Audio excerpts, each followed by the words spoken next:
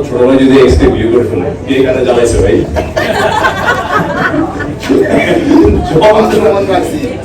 জন প্রোডার building setup তো তুই দিছিস রে ভাই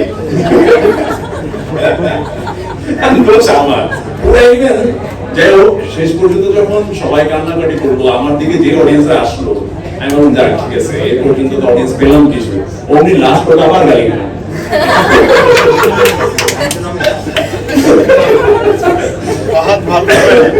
হ্যাঁ এটাই হচ্ছে যে ওই লাস্ট গভর্নমেন্টে মাসুদ ভালো হয় নাই আর এখানে আমি ভালো হয় না কাজ ভালো হয় না যাই হোক এন্ড থ্যাঙ্কস আপনাদের সবাইকে অনেক অনেক থ্যাংক ইউ মানে থ্যাঙ্কস দিতে চাই এই কারণে মানে আমাদের প্রথম প্রেস ব্রিফিং আপনারা ছিলেন লাস্ট প্রেস ব্রিফিং আপনারা ছিলেন আজকেও আপনারা এসেছেন হয়তো আমাদের কন্টেন্ট আপনারা ভালোবেসেছেন বলে আপনাদের এই আগ্রহটা আমি আসলে খুব বেশি আমাদেরকে কি বলতে চাই না আপনারা সবাই বলছেন আমরা সবাই ফিল করছি আমাদের প্রোডাকশনটা সাকসেস হয়েছে ইনফ্যাক্ট আমি যদি আপনাদের কারোর কাছ থেকে জানতে পারি যে এখানে তো সবাই আসলে খুবই ব্যস্ত মানুষ আপনাদের মধ্যে কেউ কি আসলে আমাদের নাটকের অডিয়েন্স ছিলেন কি দেখেছেন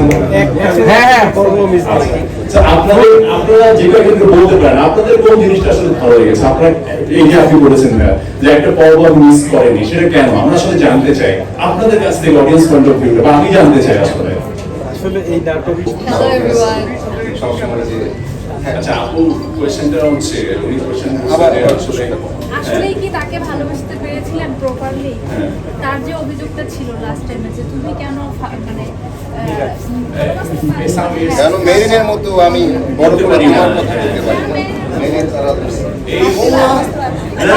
আমি কাটতাম না মেরিনকে যখন আমি চলে আসছে কারণ কি হবে বলো বলো আমি রাখবো অত কোনো দোষ নাই অত ভালো সারা তৈরি কাজ করে না নো আমি কিন্তু ভালো লেগেছে আমি লাস্ট টাইমে হাত ধরে বুঝাইছি এটা হচ্ছে আজকের যে নাম শেষ বসে আছে এবং ছেলেটা ভালো পথেই ছিল হ্যাঁ এবং এরপরে যেটা হয় না এটা ম্যাক্সিমাম ছেলে ভাগ্যেই জুটে আসলে আমরা সব ভালোটা করি কিন্তু মিসআন্ডারস্ট্যান্ডিং হয়ে যায় দিন শেষে জামাইরা খারাপ না ভাই জামাইরা ভালো বউরা একটু বুঝেন প্লিজ আপনারা আমাকে বলেন যদি কোনো ছেলে তার বউকে এনশিওর করে যে সে ঠিকমতো ভালোবাসে মেয়েরা কখন এরকম করে আপনি বলেন তাইলে ক্যামেরা সামনের দিকে এদিকে থাকেন আমি না আজকে অ্যাকচুয়ালি মানে মেন্টালি রেডি হয়ে আসছিলাম যে আজকে আমরা সাকসেসটা সেলিব্রেট করব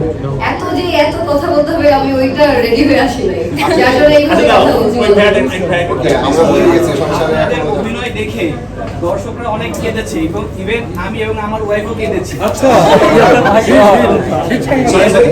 দর্শকদের উদ্দেশ্যে যা কিছু বলেন যারা কেঁদেছিল নাটকটা দেখে আমি গালি খেয়েছি আমরা সবাই কেঁদেছি